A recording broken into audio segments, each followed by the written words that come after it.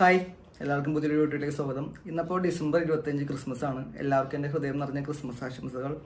അപ്പോൾ ക്രിസ്മസിനോടനുബന്ധിച്ച് നമ്മുടെ ലാലേട്ടൻ ഡയറക്റ്റ് ചെയ്യുന്ന, ലാലേട്ടൻ നായകനാവുന്ന ബറോസ് 3D ഇന്ന് റിലീസ് ചെയ്തു. അപ്പോൾ രാവിലെ തന്നെ പോയി ഞാൻ ഷോ കണ്ടു. അതിൽ എൻ്റെ അഭിപ്രായം പറയാനാണ് ഞാൻ ഈ വന്നിരിക്കുന്നത്. അപ്പോൾ എൻ്റെ ഒപ്പീനിയൻ പറയുന്നതിന് മുമ്പ് പടത്തിനെ പറ്റി ഞാൻ പറയാം. നമ്മുടെ ലാലേട്ടനാണ് ഇപ്പോൾ ഡയറക്റ്റ് ചെയ്തേക്കുന്നത്. കംപ്ലീറ്റ്ലി മൈ ഡിയർ കുട്ടിച്ചാത്തന് ശേഷം 3D ക്യാമറയിൽ ഷൂട്ട് ചെയ്തൊരു മൂവിയാണ്.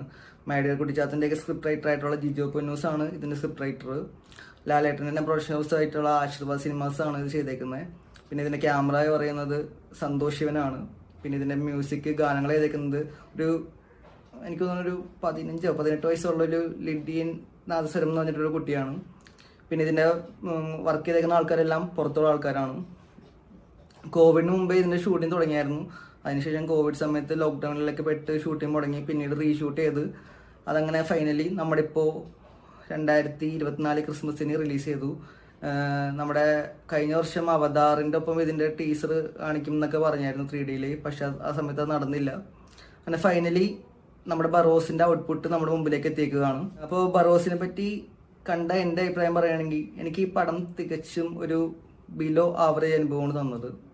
അപ്പോൾ അതിനു മുമ്പായിട്ട് ഇതിൻ്റെ പ്രൊമോഷൻ്റെ സമയത്ത് ലാലേട്ടനും ആയിക്കോട്ടെ, ഇതിൻ്റെ പിന്നിലുള്ള ആൾക്കാരായിക്കോട്ടെ, കുട്ടികൾക്ക് ഇഷ്ടപ്പെടുന്ന ഒരു ഫാൻറ്റസി മൂവി പ്രതീക്ഷിച്ച് പോയാൽ മതി എന്ന് തന്നെയാണ് പറഞ്ഞത്. അതുകൊണ്ട് തന്നെ ഞാൻ ലാലേട്ടൻ പടം അങ്ങനത്തെ ഒരു ഹൈപ്പൊന്നും ഇല്ലാതെ കുട്ടികൾക്ക് ഇഷ്ടപ്പെടുന്ന ഒരു നല്ലൊരു 3D മൂവി ആയിരിക്കും എന്നുള്ള പ്രതീക്ഷയിലാണ്. അപ്പോൾ റെഫറൻസ് ആയിട്ട് നമ്മുടെ 2003 ഇറങ്ങിയിരിക്കുന്നുള്ള മാജിക് 3D എന്ന് പറഞ്ഞ മൂവി ഉണ്ട്.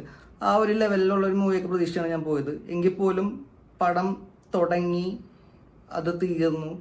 എനിക്ക് ഇമോഷണലി അല്ലെങ്കിൽ ഒരു കുട്ടിയുടെ ഒരു ചിന്താഗതി ചിന്തിച്ചാൽ പോലും എനിക്ക് ഇമോഷണലി കണക്ട് ആവുന്ന ഒരു മൂവിയായിട്ട് തോന്നിയില്ല.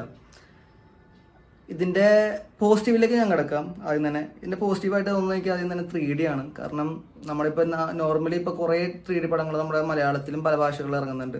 അത് നോർമലി 2D ക്യാമറയിൽ ഷൂട്ട് ചെയ്ത് സ്പെഷ്യൽ എഫക്ട്സും കുറേ തീപ്പൊരിയും മിന്നാമിനുങ്ങും ടൈറ്റിലൊക്കെ 3D ആക്കി കാണിച്ചാണ് ആ ഒരു 2D എക്സ്പീരിയൻസിന് നശിപ്പിക്കുന്നു എന്ന് തന്നെ പറയാം. അത് 3D ആക്കിയിട്ട് അങ്ങനെയുള്ളൊരു മൂവിയല്ല ഇത്. കംപ്ലീറ്റ്ലി 3D ക്യാമറയിലാണ് ഷൂട്ട് ചെയ്തേക്കുന്നത്. അതുകൊണ്ട് തന്നെ 3Dയുടെ ഒരു വൗ എക്സ്പീരിയൻസ് തന്നെ നമുക്ക് തിയേറ്ററിൽ നിന്ന് കിട്ടുന്നുണ്ട്. കാരണം ആ ആൾക്കാർ തന്നെ ഇങ്ങനെ ഇറങ്ങി വന്ന് അവർ കൈയൊക്കെ നീട്ടുമ്പോഴായിരിക്കും ഒരാളിങ്ങനെ എടുത്ത് നിൽക്കണ ആ ഒരു എക്സ്പീരിയൻസ് ഒക്കെ 3Dയിൽ നല്ല അടിപൊളിയായിട്ട് പടം തന്നിട്ടുണ്ട്.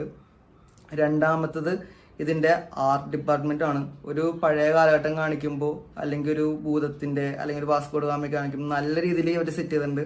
ലാലേട്ടൻ്റെ പ്രൊഡക്ഷൻ ഹൗസ് ആയതുകൊണ്ട് തന്നെ ബജറ്റിൻ്റെ കേസിൽ ഒട്ടും ഒരു കോംപ്രമൈസ് ചെയ്തിട്ടില്ല. നല്ല രീതിയിൽ തന്നെ ബജറ്റ് ചിലവാക്കി നല്ല വേൾഡ് ക്ലാസ് ലെവലിൽ തന്നെ ഇവർ ആർട്ട് ഡിപ്പാർട്ട്മെന്റ് ചെയ്തിട്ടുണ്ട്. 3 ഇതിൻ്റെ ക്യാമറമാൻ സന്തോഷ് ശിവൻ. ഞാൻ പറഞ്ഞ പോലെ ലാലേട്ടനും സന്തോഷ് ശിവനും എപ്പോഴൊക്കെ ഒന്നിച്ചിട്ടുണ്ടോ എന്നൊക്കെ സന്തോഷ് ശിവനൊരു നാഷണൽ അവാർഡ് കിട്ടിയിട്ടുണ്ട്. ഇതിലും കിട്ടട്ടെ എന്ന് ചോദിക്കാം. ആ രീതിയിലൊരു നല്ല അടിപൊളി ക്യാമറ വർക്ക് പുള്ളി ചെയ്തിട്ടുണ്ട്. പുള്ളി ഇതിനു മുമ്പ് നമ്മുടെ ഉറുമിയിലൊക്കെ ഈ സെയിം വാസ്കോഡ് ഗാമ തീമൊക്കെ ചെയ്തുകൊണ്ട് പുള്ളിക്ക് അതിൻ്റെതായ എക്സ്പീരിയൻസ് ഉണ്ട്. ആ എക്സ്പീരിയൻസ് കൊണ്ട് തന്നെ നല്ല രീതിയിലുള്ള വിഷ്വൽസ് പുള്ളി നമുക്ക് തന്നിട്ടുണ്ട്.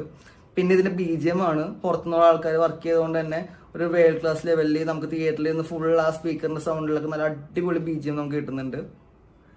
പിന്നെ നമ്മുടെ ലാലേട്ടൻ ആദ്യമായിട്ട് ആണെന്ന് എനിക്ക് മൊട്ടയടിച്ചിട്ടുള്ള ലുക്കിൽ സ്ക്രീനിൽ വരുന്നത്. അത് പുള്ളി നന്നായിട്ട് ചെയ്തിട്ടുണ്ട്. അപ്പൊ ഇത്രയേ ഉള്ളൂ എനിക്ക് ഇതിൽ പോസിറ്റീവായിട്ട് തോന്നിയത്. ഇതിലെനിക്ക് ഇതൊരു ആവറേജ് അനുഭവമായി തോന്നാൻ കാരണം എന്ന് പറയുന്നത് തന്നെ ഇതൊരു ഫാന്റസി മൂവി അല്ലെങ്കിൽ കുട്ടികൾക്ക് ഇഷ്ടപ്പെടുന്ന ഒരു മൂവി എന്നുള്ള ലേബൽ ഇറക്കുമ്പോൾ കുട്ടികളെ അട്രാക്ട് ചെയ്യുന്ന കുറച്ച് സാധനങ്ങൾ വേണം. അത് ഈ പടത്തിൽ എനിക്ക് തോന്നില്ല. ഇതിൽ കുട്ടികൾക്കുള്ള മൂവി എന്നുള്ളത് ആണെങ്കിൽ പോലും ഇതിൻ്റെ അകത്ത് കുറച്ച് സീനുകളുണ്ട്. അതായത് എന്താ പറയുക, ഒരു വുഡു എന്ന് പറഞ്ഞൊരു ആനിമേഷൻ ക്യാരക്ടർ ഉണ്ട്. അതാണെന്ന് എനിക്ക് തോന്നുന്നു ഇവർ കുട്ടികളെ ഹൈലൈറ്റ് ചെയ്തിറക്കിയത്. പക്ഷേ ക്യാരക്ടറിന് കൊടുത്തേക്കുന്ന സൗണ്ട് അല്ലെങ്കിൽ ആ ക്യാരക്ടറിന് ചില മൂവ്മെന്റ്സിലൊക്കെ നമുക്ക് അയ്യോ ഇതെന്തെങ്ങനെ എന്ന് തോന്നും. കാരണം ആ ഒരു ക്യാരക്ടറിന്റെ ബോഡിയും സൗണ്ടും കൂടി ഒരു മാച്ച് അല്ലാത്ത രീതിയിലാണ് എനിക്ക് ആ ക്യാരക്ടറിനെ ഫീൽ ചെയ്തത്. പിന്നെ ഇതിൻ്റെ അകത്ത് കുട്ടികളെ അട്രാക്ട് ചെയ്യാൻ വേണ്ടി തന്നെ ഒരു ആനിമേഷൻ സോങ് ഉണ്ട്. അതായത് കുട്ടി കടലിലേക്ക് വീണ് കഴിയുമ്പോഴേക്കും കടലിനടിയിലെ ഫുള്ള് ആനിമേഷനിലാണ് കാണിച്ചേക്കുന്നത്. അപ്പം അത്ര നേരം നമ്മൾക്ക് സാധാരണ മനുഷ്യരെ കണ്ടിട്ട് പെട്ടെന്ന് ആനിമേഷനിലേക്ക് പോകുമ്പോഴേക്കും അയ്യോ ഇതെന്താ അങ്ങനെ ഒരു ഫീലാണ് തോന്നിയത്. പിന്നെ ഇതിൻ്റെ അകത്ത് പാട്ടുകൾ ഇപ്പോൾ കുട്ടികളെ അട്രാക്ട് ചെയ്യാൻ വേണ്ടിയിട്ടൊക്കെ ഒരു സോങ് ഇറക്കുമ്പോഴേക്കും ആ ലെവലിലുള്ള സോങ്സാണ്. ഇപ്പോൾ നമുക്ക് കാണാം ഈ അജയൻ 2ാം മോഷണത്തിൽ അങ്ങുവാനുള്ള എല്ലാ കുട്ടികളും എല്ലാവരും ഇപ്പം ഇല്ലുമിനാറ്റി ആയിക്കോട്ടെ നമുക്ക് വലിയ ആളുകളൊക്കെ കൊണ്ട് കുട്ടികളാണ് ഇത് പാടിക്കൊണ്ട് നടക്കുന്നത്. അപ്പൊ അങ്ങനെ കുട്ടികൾക്കിടയിലേക്ക് ട്രെൻഡ് ആവാനുള്ളൊരു സോങ്സ് ഒന്നുപോലും ഇതിൻ്റെ അകത്ത് കണ്ടില്ല. ഇതിലെ ഞാൻ പറഞ്ഞ ആ കടലിനടി പോകുന്ന ഒരു ആനിമേഷൻ സോങ്ങിൽ പോലും കൊടുത്തേക്കുന്ന ഒരു സോങ് പഴയൊരു ഓൾഡ് കാർട്ടൂൺ പാട്ട് കേൾക്കണ പോലെയാണ്. എനിക്ക് തോന്നുന്നു അതിലും ബെറ്റർ നമ്മുടെ പണ്ടത്തെ കാട്ടിലെ കണ്ണിലുണ്ണിയാണ് ആ സോങ് ആയിരുന്നു ഇതിലും ബെറ്റർ എന്ന് എനിക്ക് തോന്നിപ്പോയി. പിന്നെ ഇതിൽ അഭിനയിച്ചേക്കുന്ന നായികയായിട്ട് അഭിനയിച്ച കുട്ടി കാണാൻ ക്യൂട്ടും കാര്യങ്ങളൊക്കെ ആണെങ്കിലും പുള്ളിക്കാരത്തിയുടെ അഭിനയം എനിക്ക് അത്രക്ക് ഓക്കെ ആയിട്ട് തോന്നിയില്ല. ആദ്യത്തെ ഒരു കുട്ടീനെ റീപ്ലേസ് ചെയ്താണ് ഈ കുട്ടീനെ ചെയ്തേക്കണത്. പിന്നെ ഇതിലെ കോമഡി സീൻസിന് വേണ്ടിയിട്ട് കുറച്ച് കുത്തിക്കേറ്റലുകൾ ചെയ്തിട്ടുണ്ട്. അതായത് കോമഡി ഒരു ഇന്റർനാഷണൽ സ്റ്റഫ് ഇറക്കുമ്പോൾ ഇങ്ങനത്തെ കോമഡീസ് ക്യാരക്ടർ അതിൽ നിന്ന് ഒഴിവാക്കാമായിരുന്നു എനിക്ക് തോന്നി. കാരണം ഒന്ന് ആന്റണി പെരുമ്പാവൂരും, രണ്ട് മറ്റേ മിന്നൽ മുരളിയിലേക്ക് വരുന്ന ഗുരു സോമസുന്ദരമാണ്. പുള്ളിക്കാരുടെ രണ്ടുപേരുടെയും കൂടി കോമഡീസ് നമുക്ക് എന്താ പറയാ അയ്യേ എന്ന് തോന്നുന്ന രീതിയിലാണ് അതിൽ കോമഡി അവരുടെ പോർഷൻസ് ഇട്ടേക്കുന്നത്. അതൊക്കെ അവോയ്ഡ് ചെയ്യാനായിരുന്നു. പിന്നെ ഇതിന്റെ ദൈർഘ്യമാണ്. ഒരു 3D പടം ആകുമ്പോഴേക്കും ഒരു 2 മണിക്കൂർ താഴെയുള്ള പടമായിട്ട് ഇതിനെ എഡിറ്റ് ചെയ്യായിരുന്നു. അങ്ങനെയുള്ള കുറേ സീനുകളുണ്ട്. പക്ഷെ ഇവരതൊരു വലിച്ചു നീട്ടി ഒരു 2.5 മണിക്കൂർ ആകുമ്പോഴേക്കും നമുക്കൊരു 3D സീരിയലാണെന്നൊരു അനുഭവമാണ് ഈ പടത്തിൽ കിട്ടിയത്. ഭയങ്കരമായിട്ട് ലാഗ് ഫീൽ ചെയ്തു കുറേ സീനുകളിലൊക്കെ. അതൊക്കെ കട്ട് ചെയ്ത് കുറക്കാമായിരുന്നു. പിന്നെ ഇതിന്റെ ആക്ഷൻസ് നമുക്ക് ലാലേട്ടൻ ഡയറക്ഷനിലൊക്കെ ആക്ഷൻസ് വരുമ്പോഴേക്കും നല്ലൊരു അടിപൊളി ആക്ഷൻസ്. ഇതിന്റെ സ്റ്റണ്ട് ഡയറക്ടർ ആണെങ്കിൽ ഒരു തായ്ലൻഡുകാരന്റെ പേരാണ് കാണിച്ചത്. അപ്പൊ ഞാൻ ഓർത്തു നല്ല അടിപൊളി ആക്ഷൻസ് ഉണ്ടാവുന്നു. പക്ഷെ ഒരു ബാലെ സെറ്റപ്പ് ആക്ഷൻസ് ആയിരുന്നു ഇതിൻ്റെ അകത്ത് ചെയ്തേക്കണത്. പിന്നെ നമ്മുടെ മമ്മൂക്കയുടെ വോയിസോട് കൂടിയാണ് തുടങ്ങുന്നത്. പടം അവസാനിക്കുന്നത് നമ്മുടെ പ്രണവ് മോഹൻലാലിന്റെ ഒരു ക്യാമിയോ റോളോട് കൂടിയാണ്. സസ്പെൻസ് ഒന്നുമല്ല, അതുകൊണ്ടാണ് ഞാൻ പറയണത്. അപ്പോൾ എന്നെ സംബന്ധിച്ചിടത്തോളം ബറോസ് എന്ന് പറയുന്നത് ഒരു ബിലോ ആവറേജ് അനുഭവം വരുന്നു. എനിക്ക് ഇതിലും ബെറ്റർ ആണ് നമ്മുടെ മലൈക്കോട്ടെ വാലിബൻ എന്ന് തോന്നിപ്പോയി. കുട്ടികൾക്കുള്ള രീതിയിൽ കണ്ടാൽ പോലും ഈ പടം ഒരു ബിലോ ആവറേജ് അനുഭവമാണ്. അപ്പോൾ നിങ്ങൾ പടം കുട്ടികളായിട്ടൊക്കെ കണ്ടവർ കുട്ടികളുടെ അഭിപ്രായങ്ങൾ അറിഞ്ഞതിന് ശേഷം ഒന്ന് താഴെ കമൻറ്റ് ചെയ്യുക കേട്ടോ. അപ്പോൾ എനിക്ക് പടം വർക്കായില്ല. ക്രിസ്മസിന് ഞാൻ ഒരുപാട് പ്രതീക്ഷ ഉണ്ടായിരുന്നു ലാലേട്ടൻ ഡയറക്ഷനിലേക്ക് വരുമ്പോഴേക്കും. കാരണം നമ്മുടെ ഇത്ര വർഷം എക്സ്പീരിയൻസ് ഉള്ളപ്പോഴേക്കും നമുക്കൊരു നല്ലൊരു സ്ക്രിപ്റ്റിൽ നല്ലൊരു പടം ചെയ്യാമായിരുന്നു ലാലേട്ട എന്ന് തോന്നിപ്പോയി. കാരണം ജോജു ഒക്കെ പണി, പൃഥ്വിരാജ് ആയിക്കോട്ടെ, എമ്പുരാൻ, ലൂസിഫർ ഒക്കെ ചെയ്യുന്നു. പല നടന്മാരിപ്പോൾ ഡയറക്ഷനിലോട്ട് പോകുന്നുണ്ടല്ലോ. അപ്പോൾ ലാലേട്ടനൊക്കെ ഒരു പടം ചെയ്യുമ്പോഴേക്കും അത് നമ്മുടെ ഇൻഡസ്ട്രി ഹിറ്റ് ആവാൻ സാധ്യതയുള്ള സ്ക്രിപ്റ്റ് എടുത്തിട്ട് ലാലേട്ടന് ചെയ്യാമായിരുന്നു. ഓക്കെ, ഓരോരുത്തരുടെ ആഗ്രഹമാണ് ഏത് ടൈപ്പിലുള്ള പടങ്ങൾ ചെയ്യണം എന്നുള്ളത്. പക്ഷേ നമ്മൾ പ്രേക്ഷകൻ എന്ന നിലയിൽ അതൊരു കുട്ടികൾ മാത്രം പടം പോയി കാണില്ലല്ലോ. കുട്ടികളുടെ ഒപ്പം എന്തായാലും ഒരു മുതിർന്നവരും പോവും.